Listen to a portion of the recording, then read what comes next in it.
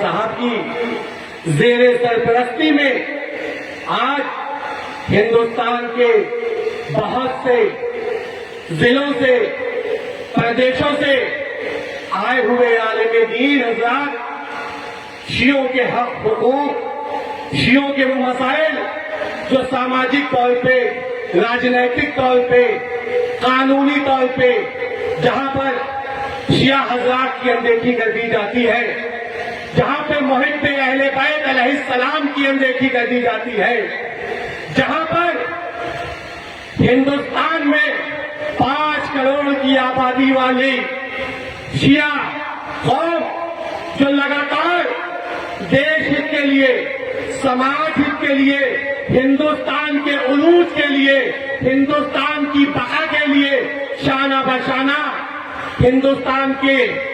ہر اس احتجاج میں شامل ہوئی جب دیش ورودھی کوئی طاقتیں ہندوستان کے خلاف اپنی آواز بلند کرتی دکھی، تو ہندوستان کے شیعوں نے سب سے پہلے شانہ بشانہ ہو کر ان تمام طاقتوں کے خلاف اپنی آواز اٹھائی۔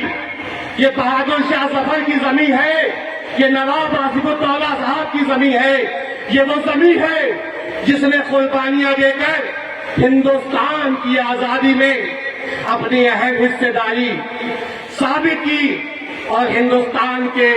شیعہ بہت سے ایسے پولیٹیکل بیسز ہیں جن کی اندیکھی لگاتار سرکار کر دیتی ہے۔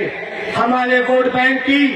اصلی طاقت، ہمارے ہندوستان کی اصلی طاقت، ہماری قوم کی اصلی طاقت، ہمارے ہندوستان کی اصلی طاقت ہمارے علماء دین ہیں، جنہوں نے لگاتار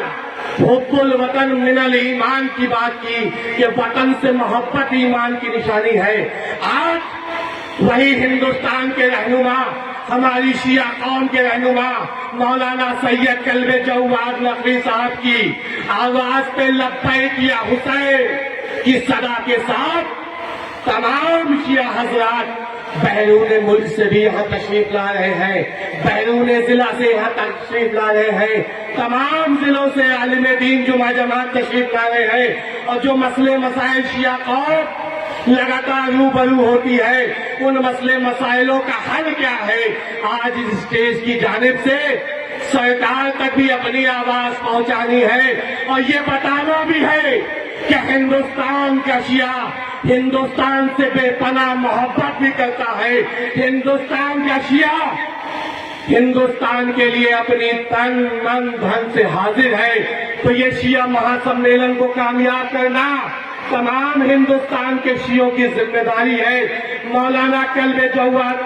صاحب کے شانہ بشانہ ہو کر لبیک یا حسین کی صداؤں کے ساتھ ان کے اس مقصد کو کامیاب کیجئے، نہ کیول کامیاب کیجئے بلکہ دنیا میں یہ پیغام جائے کہ مرکز اعضا لکھنؤ سے جو آواز بلند ہوئی، اس آواز نے ہندوستان کی راجنیتی میں وہ مقام دے دیا، ہندوستان کے شیعوں کو رہنمائی کا موقع دے دیا۔ تو لہذا اس سمیلن میں آئیے، مضبوط کیجئے اپنے ان بھائیوں کو جو لگاتار سرکار کے ساتھ شانہ بشانہ ہے۔ قوم کی مضبوطی آپ سبھی کی مضبوطی ہے۔ وقت میں جو گھوٹالے ہوئے اس پہ جب آواز اٹھی تو وقت کے مسائل حل ہوئے۔ اب ہمارے راجنیتک، سماجک اور قانونی حقوق کو پانے کا وقت ہے۔ کلب جواد صاحب کے شانہ بشانہ ہو جائیے،